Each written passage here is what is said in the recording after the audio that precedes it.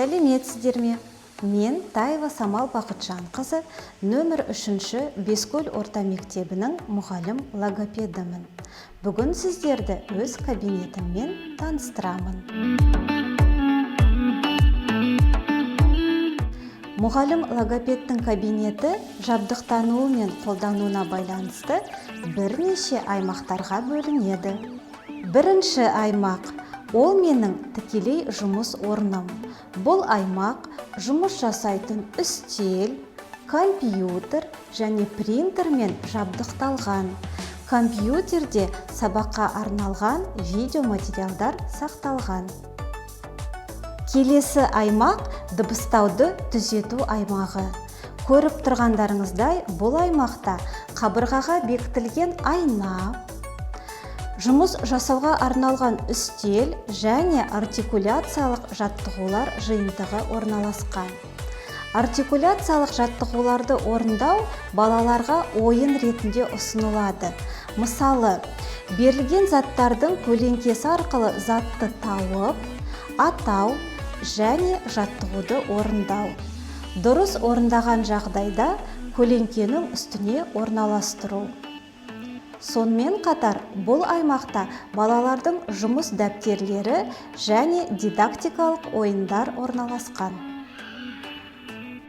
Келесі аймақ – бұл дұрыс тыныс алуды дамыту аймағы. Дұрыс тыныс алуды дамыту – бұл дұрыс дыбыстауды түзетудің маңызды факторы. Бұл аймақта коктейльге арналған түтікшелер, майшам, футбол жаттығуы, сабынды көпіршік және ыстық шай жаттығуы орналасқан. Келесі аймақ – бұл ұсақ моториканы дамыту аймағы. Бұл аймақта әртүрлі шнуровкалар, құрғақ бассейн, массаж және өз-өзіне массаж жасауға арналған құралдар, мозаика, әртүрлі пазлдар орналасқан. Бұл оқушылардың кабинеттегі сүйікті аймағы деп айтуға болады. Ұсақ моториканы дамытудың баланың жалпы дамуында да алатын орны ерекше. Сухомлинский бала қабілетінің қайнар көзі оның саусақтарының ұшында екенін жазған. Бала қолының қозғалысы қаншалықты епті болса, соншалықты ойлауы, сөйлеуі жақсы дамиды. Яғни бала қолымен көбірек жұмыс істесе, ақылы да сонша өседі.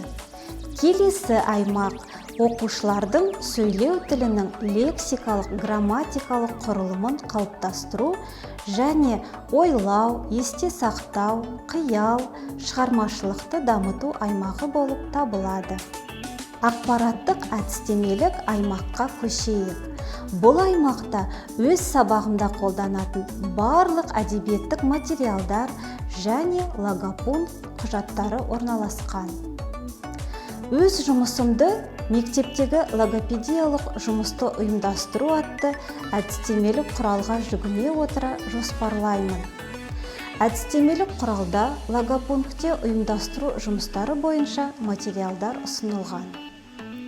Логопункт құжаттарына тоқталатын болсақ, логопункт жұмысын ұйымдастыру туралы мектепішілік бұйрық, мұғалім логопедтің жұмыс кестесі, оқу жылына арналған әдістемелік жылдық жұмыс жоспары, логопунктке тіркелген оқушылар тізімі, жеке және топтық сабақ кестесі, оқу жылына арналған тақырыптық күнтізбелік жұмыс жоспары, мұғалім логопедтің оқу жылына арналған перспективті жұмыс жоспары, кабинет төлқұжаты, апталық жұмыс жоспары, өзін-өзі жетілдіру жоспары, балалардың тілдерін бірінші рет тексеру журналы, логопед сабақтарына қабылданған балалар тізімі, логопед сабақтарына қатысу журналы, оқушылардың жеке карточкалары, ата-аналардан рұқсат қағазы, сабақ жоспарлары және кеңес беру журналы. Адам өмірінде қарым-қатынас аса маңызды. Ал қарым-қатынас сөйлеу арқылы жүзеге асады. Сондықтан шыр етіп дүниеге келген бала қоршаған ортамен, анасымен дыбыс, тіл арқылы қарым-қатынас жасайды. Сөйлеу адамның бір-бірімен қатынасында ойын, сезімін білдіру үшін тілді қолдану үрдісі. Сондықтан дұрыс және әдемі сөйлейік. Сіздер бүгін нөмір 3-ші Бескөл орта мектебінің мұғалім логопедінің кабинетімен таныс болдыңыздар. Назарларыңызға рахмет.